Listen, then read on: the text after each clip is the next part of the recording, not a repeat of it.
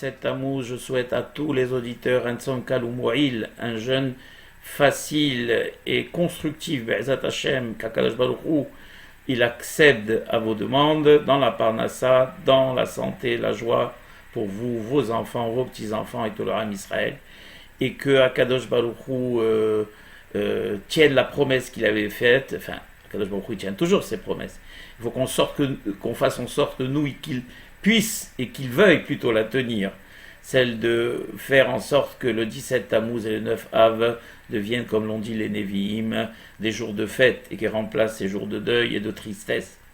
Ces 3 semaines à venir qu'on appelle Ben HaMetzarim, qui vont relier le 17 Tammuz au 9 Av, sont des jours de tristesse, des semaines de tristesse, où malheureusement on va commémorer, se rappeler de la destruction des temples. Le 17 Tammuz, en l'occurrence, a été le début de la brèche dans la muraille de Jérusalem. Les Hachamim nous disent que ça s'est passé au temps des Babyloniens et même au temps des Romains. Et 3 semaines après, malheureusement, les Romains et les Babyloniens eux-mêmes ont détruit le Beth Amikdash. C'est pas ça dont on va parler aujourd'hui. Juste demander déjà à vous, cher Kahal, de continuer à vous abonner sur notre chaîne YouTube et de vous rendre sur le groupe Facebook si vous voulez, et également le groupe WhatsApp pour recevoir les cours que je donne. Be'ezat Hashem. Je sais que je n'en donne pas beaucoup en ce moment, mais voilà, mon emploi du temps est extrêmement, on va dire, compliqué entre mon travail et l'étude, et donc à chaque fois que j'ai un moment, j'essaie de vous faire partager une idée. Et alors justement, c'est dans cet esprit qu'on va parler aujourd'hui de la paracha de Balak, cette paracha là qui est vraiment étrange, qui m'a toujours interpellé. En fait, de quoi il s'agit? Balak, c'était le roi de Moab, et il a eu peur du Ham Israël qui s'approchait de ses frontières, et donc il a décidé d'engager, on va dire, un tueur à gages, mais pas un tueur à gages comme on les connaît, hein. Un tueur, un maître S. Ainara, on va dire l'homme le plus diplômé au monde dans le domaine de la sorcellerie et du mauvais œil. Il avait qu'un seul œil, imaginez la puissance. S'il avait eu les 2 yeux, déjà avec un seul œil, c'est tout Ma'aïn, on l'appelait dans la paracha. Et Balak, le roi de Moab, n'a pas hésité à le faire venir parce qu'il connaissait son excellence dans ce domaine. D'ailleurs, ils disent les Hachamim qu'il était l'équivalent dans la Toum'a, donc dans l'impureté de ce qu'était Hammavdil Moshe Rabbeinu dans la Kedusha. C'était un prophète qui avait vraiment la puissance prophétique. Hammavdil d'un Moshe Rabbeinu, d'ailleurs ils sont nés égaux, de là on apprend le libre arbitre, tous les deux sont nés avec le même potentiel de Nevoua et de prophétie, mais un l'a utilisé comme Moshe Rabbeinu Hammavdil pour la Kedusha, et il a atteint les 49 degrés de Kedusha, tandis que Bil'am, lui, il a utilisé pour la Toum'a, pour l'impureté, il a atteint les 49 degrés d'impureté, il est mort décapité, à la différence Hammavdil de Moshe Rabbeinu, qui nous a donné la Torah et qui restera le seul grand prophète d'Israël. Voilà. Donc de quoi on va parler? On va parler du sujet du mauvais œil. Le mauvais œil, c'est quoi? Est-ce que c'est quelque chose de réel? Est-ce que c'est quelque chose qui peut nous toucher? Est-ce qu'il y a un remède à cela? Eh bien, les Hachamim nous disent que la puissance du mauvais œil est telle que si Balak a engagé Bil'am pour maudire et pour zioter le Ham Israël, et pourquoi on se pose la question zioter? C'est-à-dire qu'il aurait pu le maudire là où il se trouvait, Bil'am. Or, on voit dans la paracha que non, Bil'am est allé dans un endroit, une colline ou une montagne, et de là-bas, il regardait tout le Ham Israël, Ratza Lachnis Bo Ainara. Comme il dit Rashi, il a voulu les décimer Hazve Halila avec son Ainara, et bien sûr, il n'a pas réussi, et c'est justement un des Hesed qu'a fait Akadosh Baruch Hu pour le Ham Israël, puisque les Hachamim nous expliquent que le Ham Israël n'était même pas au courant de tout cela. D'ailleurs, c'est une des seules parachas dans toute la Torah où il n'y avait pas de témoin. Tout s'est fait en cachette, entre un complot entre Balak et Bil'am, tout s'est organisé sans que le Ham Israël le sache, et en réalité, comme ils disent les Hachamim, Baal Nes, celui qui est un Nes, il n'est même pas conscient du Nes qui lui est fait. Le Ham Israël n'était même pas conscient du Nes que leur a fait Akadosh Baruch Hu. Il a transformé les pseudo-malédictions de Bil'am, pardon, en bénédiction. Matovo, Alecha Yaakov, Mishkecha Israël, cette belle phrase qu'on a sur les linteaux de nos synagogues et des dizaines d'autres berachot extraordinaires. Donc, qu'est-ce que c'est que le mauvais œil? Le mauvais œil, Akadosh Baruch Hu a fait en sorte que malheureusement dans la nature, aussi vrai qu'un couteau, il tranche la viande, eh bien le Ain Hara, donc amener la malédiction sur quelqu'un en le visant, eh bien ça peut exister. Et Bil'am connaissait un moment précis dans la journée où Akadosh Baruch Hu était en colère contre le monde, un regard, un petit instant court, et il savait que si il agissait à cet instant court, eh bien, il pourrait, que Dieu en préserve, décimer le Alénoson et Israël. Et Akadosh Baruch Hu a fait en sorte, justement, pendant tous ces jours-là, toute cette semaine, ou ces 10 jours, de ne pas s'énerver, pour que Bil'am ne puisse pas s'incruster et maudire le Ham Israël. Alors, c'est quoi le Ain Hara? Le Ain Hara, en réalité, c'est ramener l'attribut de justice sur une personne. Ça veut dire, comment alors on va pas vivre, je vous donne un exemple, quelqu'un, le pauvre, a eu une promotion, et cette promotion où il est nommé chef de service, alors tous ses collègues, tu as bien réussi, mais comment tu as fait, ceci, cela, ou bien quelqu'un par exemple a gagné de l'argent, il va acheter une belle maison avec une belle piscine, et oula, quelle belle piscine tu as, donc je vais pas inviter ces personnes à la maison pour pas qu'elles me ziotent, ou j'ai une belle chemise, j'ai envie de m'acheter une belle chemise. Et alors j'ai pas le droit de m'acheter cette belle chemise de peur que quelqu'un me dise tu t'es enrichi, quelle belle chemise, etc. Ou n'importe quoi d'autre. Ou Ben Porat Yosef, quelqu'un sa femme a eu des jumeaux, et on s'approche, je lui dis tu as eu des jumeaux, et combien d'enfants as-tu eu déjà? J'en ai 10. Tu as 10 enfants. Et donc toutes ces remarques qui sont effrayantes, qui effrayent les personnes, disent alors finalement, qu'est-ce que je fais? J'ai pas le droit de profiter de mon argent, j'ai pas le droit de profiter de ma réussite, il faut que je vive caché, que je ne m'habille pas, que je ne voyage pas, que je n'ai pas de signe extérieur de richesse, de rien du tout. C'est complètement angoissant. Et les Rahamim nous disent que, effectivement, dans la Gemara, on dit que 99% des personnes, c'était je crois un Tana ou un Amora, était rentré dans un cimetière, et grâce à ces Yehoudim, il avait fait remonter les corps, et il avait vu que 99% des personnes enterrées dans ce cimetière étaient mortes du Ain Hara. Ain Hara, c'est Midat Hadin, qui est Pogarat, on fait venir la personne envieuse, fait venir malheureusement l'attribut de justice sur une personne. Mais pourquoi? Pourquoi ce Ain Hara a autant d'effets, et que Dieu en préserve, peut faire du mal, vraiment faire du mal? C'est ce que je dis à beaucoup de personnes, à la bataille. Évitez à chaque occasion de prendre des photos de vos enfants, de les envoyer sur Facebook, de prendre des photos de vos succès, de les envoyer sur Instagram. La personne doit vivre. J'ai pas dit qu'elle ne doit pas vivre. Le gros problème qu'il y a dans le Ain Hara, et vous allez savoir pourquoi, et après je vous amènerai un grand hidouche du Hida.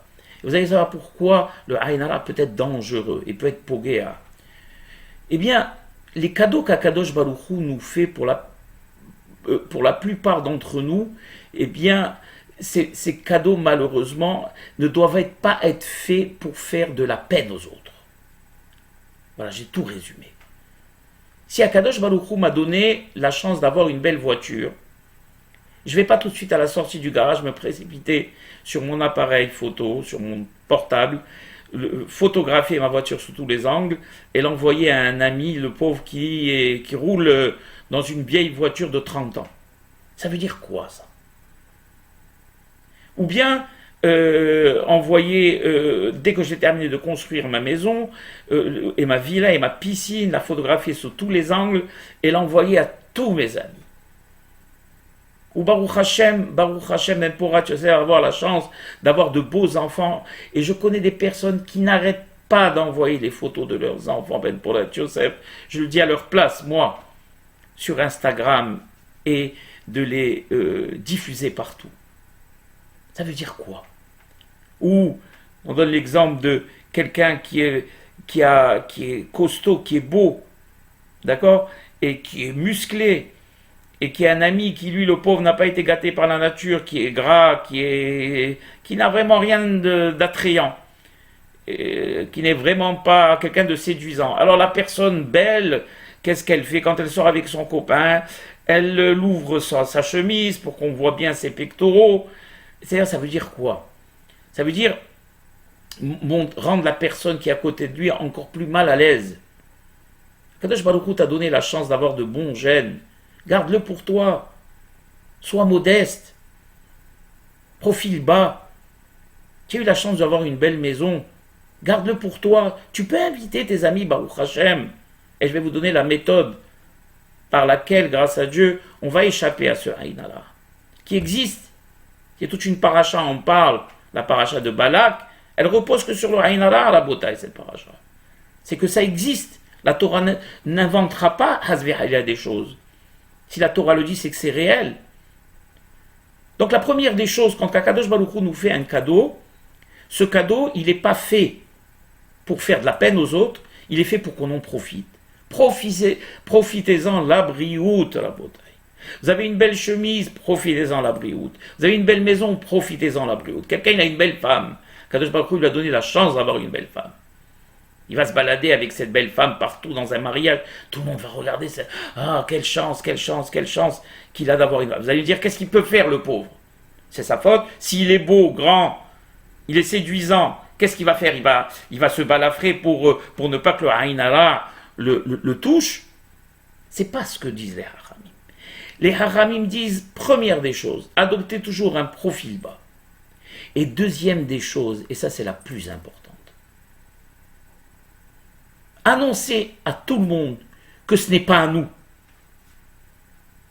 Une fois, il y a un haram qui dit au Rav Mazouz, très grand haram, il dit voilà, j'ai envie d'acheter quelque chose et j'ai peur que le Haïna soit pogué abi, qu'on me fasse du mauvais œil sur cette chose que je vais acheter. Alors il lui dit, le Rav Mazouz, eh bien tu n'as qu'à dire qu'on te l'a donnée et qu'elle n'est pas à toi. Alors le Rav lui dit, mais ça serait mentir. Il lui dit, non, ça serait pas, c'est absolument pas mentir. En réalité, elle n'est pas à toi, qui te l'a donnée, c'est à Kadosh Baruch Hu. Qu'ils essayent de faire du Haïnara à Kadosh Baruch Hu. Quelqu'un a une belle maison, il a construit une belle piscine, plusieurs étages. Eh bien, à l'entrée de la maison, il met une plaque dans laquelle il est écrit, cette maison appartient à Yud Ke Vav Ke, à Kadosh Baruch Hu qui me l'a donnée. J'ai réussi, j'ai de l'argent Baruch Hashem, tout cet argent, il appartient à Yudke Vavke, à Kadosh Baruch Hu qui me l'a donné. J'ai de beaux enfants, j'ai une belle femme. Cette belle femme, je l'ai eue, pas par mon charme, par ma séduction, par mon savoir. Non, c'est à Kadosh Baruch Hu qui me l'a destinée. J'ai de beaux enfants qui ont réussi, c'est à Kadosh Baruch Hu qui a fait en sorte que c'est beau, que ces enfants soient beaux et qu'ils réussissent. À partir de là, quand on met tout ce qu'on a dans la source, vers la source qui nous l'a donné, qui est à Kadosh Baruch Hu, qu'ils essayent de faire du Haïn à Kadosh Baruch Hu. Et ils vont voir si ça va marcher. Kadosh Baruch Hu, Be'ezat Hashem va leur retourner le Haïn comme il a fait pour Bil'am, et il va leur crever les yeux, la Haman al-Itzlan. Parce que cette midda du Haïn Hara vient de la kin'a, de la jalousie. Mais on est un petit peu fautif nous-mêmes, parce qu'on provoque cette jalousie. Arrêtons d'exposer nos vies sur Instagram, sur Facebook, de chaque événement, de le diffuser. Ça sert à quoi, tout cela, la bouteille? Ça sert à quoi? Avant, chacun, il avait sa vie privée, il vivait sa vie privée dans la tsina, comme ils disent les goïms, vivons heureux, vivons cachés. Ça ne veut pas dire qu'on doit vivre effrayé toute notre vie. J'ai pas dit ça, et je veux pas qu'on croie que j'ai dit ça. J'ai dit seulement qu'on doit avoir en nous une grande modestie. Et savoir d'ailleurs l'explication même du Hanaf, c'est quoi? C'est la personne, pas qui nie ce qu'il a, qui nie ses qualités. Je l'ai toujours dit ça. C'est quelqu'un qui sait et qui annonce à la face du monde que tout ce qu'il a, il ne l'a pas eu par ses mérites, mais par la bienfaisance d'Akadosh Baruch Hu. C'est simple. Une fois qu'on s'est mis, nous, sous le manteau d'Akadosh Baruch Hu, plus personne ne peut plus rien faire contre nous. Mais si on se met en avant, alors le Aïn Hara, fatalement, il sera pogué à Banou.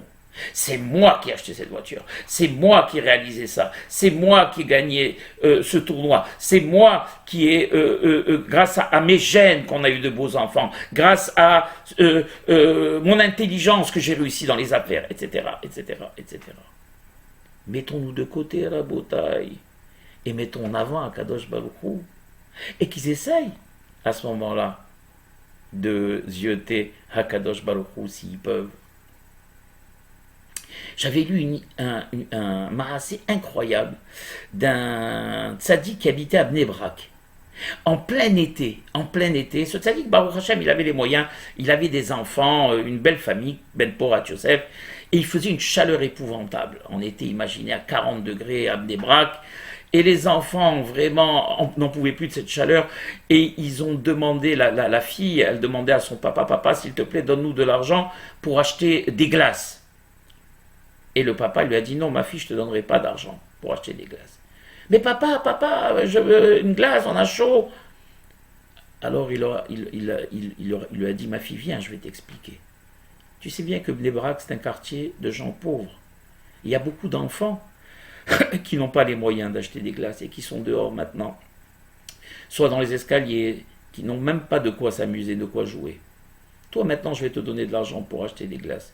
Tu vas sortir avec tes frères, vous allez manger des glaces, alors que d'autres ne peuvent même pas s'en acheter une. Crois-tu que ça ne va pas leur faire de la peine? La fille a tout de suite compris, elle a dit, tu as raison, papa. Bishlama, si on était dans un quartier où tout le monde avait les moyens de s'en payer une, il n'y aurait pas eu de problème. Voilà, encore on voit ici une fois que le cadeau que nous fait Akadosh Baruch Hu, c'est pour notre bien à nous, c'est pas pour faire du mal aux autres. Et pour conclure, c'est ce qu'a dit justement Balak. Pourquoi ça n'a pas, Bilam, pourquoi ça n'a pas marché pour Bilam? Parce qu'il a dit Matovu ohalecha Yaakov mishkinotecha Israël.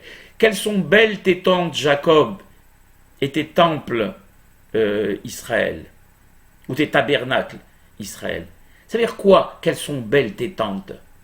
De là, on voit que le Ham Israël, quel qu'il soit, quel qu'ait été son statut, même Korah, qui était très riche, ils vivaient tous dans des tentes standards, les mêmes tentes. Il n'y avait pas de différence entre eux. Personne, il n'y avait pas le système choufouni, comme on dit. C'est moi le plus beau, c'est moi le meilleur, c'est moi qui ai réussi. Korah, il n'avait pas un penthouse, alors que tous les autres vivaient dans une tente. Ils avaient tous les mêmes tentes. Tout était standard. C'est qu'à un moment donné, ici au Maroc, je ne sais pas si ça existe toujours, dans certains lycées, où nous, dans nos lycées à nous, je me rappelle, on mettait, peut-être pas moi à l'école normale, mais dans pas mal de lycées, on mettait des tabliers. Les élèves mettaient tous des tabliers. Pourquoi mettre des tabliers? Même ici, dans les lycées marocains, des grands lycées, les filles mettent des tabliers, les garçons mettent des tabliers. Moi, c'est vrai, alors, les enfants, les jeunes ne supportent pas ces tabliers. Mais ces tabliers ont été faits dans un but précis, c'est qu'il n'y ait pas de différence entre les élèves. On sait que les élèves viennent de différentes couches sociales et que certains élèves vont venir avec de très beaux habits parce que les parents ont les moyens de leur payer et d'autres élèves n'ont pas ces moyens.